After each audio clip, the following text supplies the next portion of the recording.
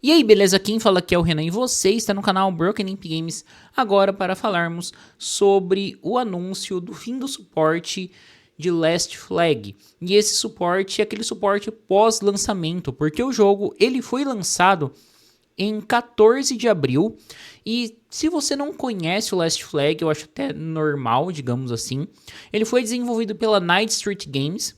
Eu tive a oportunidade de jogá-lo um pouco antecipadamente, assim, porque a gente no Mega foi cobrir a BGS 2025 e eles estavam com um stand bem legal lá. A gente tinha horário agendado, fez entrevista. Inclusive, ao fundo eu estou utilizando uma matéria que eu escrevi para o site do Mega.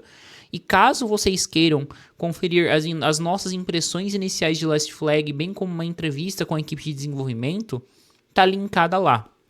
E assim, esse jogo, a título de curiosidade, o estúdio que desenvolveu ele, o Night Street Studio, ele é do vocalista do Imagine Dragons e do irmão dele. E a gente conversando, que é o empresário da banda. E a gente conversando lá com a equipe, deu pra perceber que todo mundo falava basicamente a mesma coisa, o que muito provavelmente é verdade, que eles desenvolveram o estúdio, focaram no jogo tipo Last Flag, porque eles se divertiam muito com esse tipo de brincadeira quando na sua infância e queriam que o pega bandeira e queriam trazer isso para os jogos eletrônicos.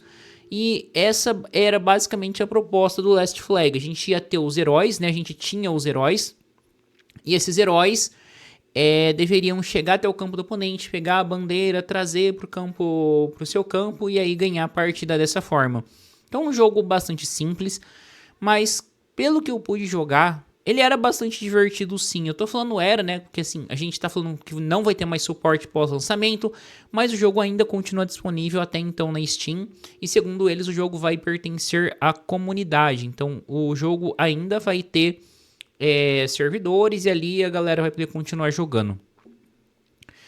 E esse anúncio, ele veio bastante rápido, né?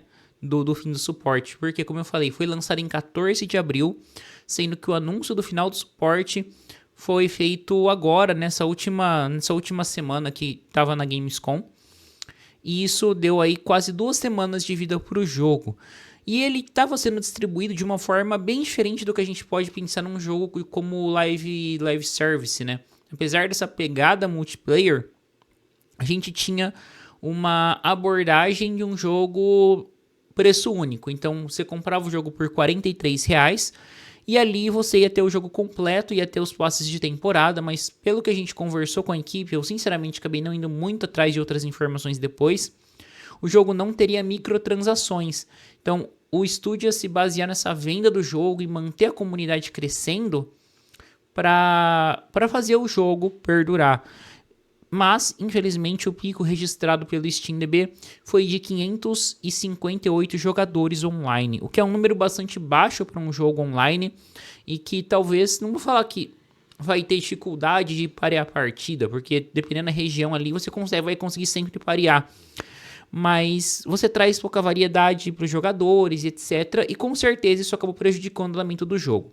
Mesmo com esse anúncio, eles também falaram que o jogo vai lançar alguns conteúdos já feitos e depois esse suporte vai ser simplesmente mantido, sem a adição de novos conteúdos. Pela experiência que eu tenho de jogos desse tipo, vulgo Gwent, pode dar certo. O Gwent mesmo é um exemplo de jogo que não tem mais um suporte pós-lançamento depois de vários anos, só que ele já tinha uma base de conteúdo bastante grande e criou um sistema de balanceamento para manter isso ativo. Então, aqui eu não sei realmente como vai funcionar, porque você vai precisar equilibrar personagem, você vai precisar talvez equilibrar algum ponto do mapa, alguma arma, relação de dano, que os jogos live service sempre acabam fazendo. Eu achei legal a iniciativa deles de trazer um preço único para o jogo, mas infelizmente não se mostrou tão viável, né? Porque, querendo ou não, um jogo live service ele vai se agarrar naquele lucro que ele vai enfiar em cima dos jogadores. Como, por exemplo, vamos pegar aí o que eu acho que seriam exemplos bons, Fortnite, Free Fire, que é você infelizmente dar vantagem para quem tá pagando e ter um público free to play. E a partir disso você traz a galera para aquela gaiola de jogo, vicia e você consegue, olha, roupinha do personagem tal, roupinha do personagem X, do personagem Y.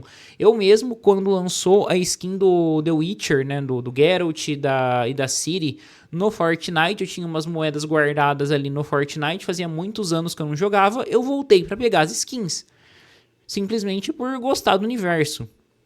Então, eu acho que isso é uma das maneiras que os jogos live service acabam se mantendo de uma forma sustentável, entre aspas, mas que é bastante prejudicial, e essa abordagem do Last Flag, infelizmente, não deu certo. Agora, vamos ver algumas declarações deles aqui que eles falaram, né? A equipe falou, fazer Last Flag foi um sonho realizado para a nossa equipe. Embora nossa contagem de jogadores não esteja atualmente onde precisamos que esteja para suportar o desenvolvimento adicional, além dos próximos patches planejados, estamos redirecionando nosso foco para garantir que essas atualizações prometidas entreguem muito valor e controle aos jogadores. E o estúdio também disse que não queremos matar nosso jogo, queremos entregá-lo à comunidade que nos ajudou a chegar até aqui. Então, assim, aqui vai ficar em relação sim à comunidade, vai ver como que eles vão fazer esse balanceamento que eu falei, e vamos acompanhando para ver como que vai ser esse pós-vida, né, do Last Flag, que eu não julgaria como um jogo ruim, mas ele entrou num mercado bastante ingrato, em que você tem muitos jogos como serviço disputando o tempo dos jogadores já. Então você tem o Fortnite, como eu falei, você vai ter um FIFA da vida, você vai ter Valorant, CS, etc. E você acaba colocando essa competição num esquema que as pessoas gostam daquela recompensa. Querendo ou não, né, você poder comprar uma skin, fazer uma loot box ali, acaba sendo algo prazeroso para quem está imerso nesse universo. Você quebrar essa lógica nem sempre é tão simples. E eu acho que o Last Flag consegue provar isso, porque o jogo, pelo que eu me recordo, pelas gameplays que eu fiz nele, ele era divertido e funcionava bem as mecânicas. Para mim não clica porque eu não gosto muito de jogo multiplayer, eu vou sempre na linha do single player mesmo.